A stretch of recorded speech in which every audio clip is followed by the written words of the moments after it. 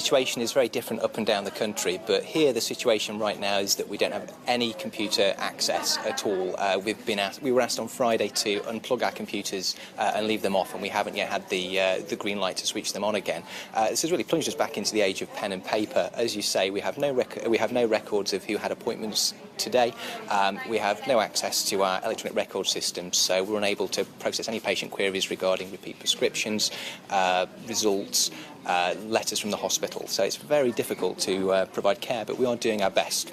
What's the impact of all this on patients? We can see your reception area is pretty busy as people are trying to make appointments in person. Yeah, well, I mean, we called in all our staff for an emergency meeting at 7:30 this morning to try and get prepared for what we knew was going to be a very chaotic day.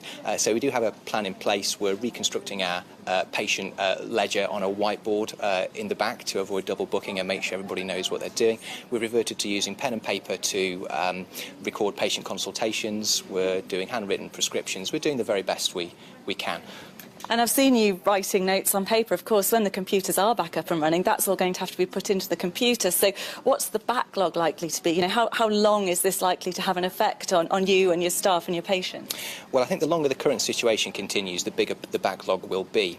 But we could be looking at certainly a few days, possibly even running into weeks, depending on how long the situation continues, during which time we'll be processing all of the written records that we've made over the last few days, and those need entering onto the computers. So it's important that patients bear with us both today while we have the acute situation, but also in the days coming when we'll be processing a large backlog of work. So a huge impact on you. And when you hear that NHS Digital did make a security patch available to NHS hospital trusts last month, does that make you feel like you want to point a finger of blame in any direction?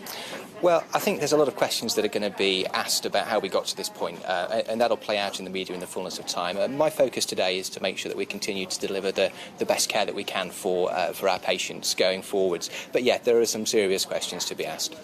And who do you think needs to be asked those questions?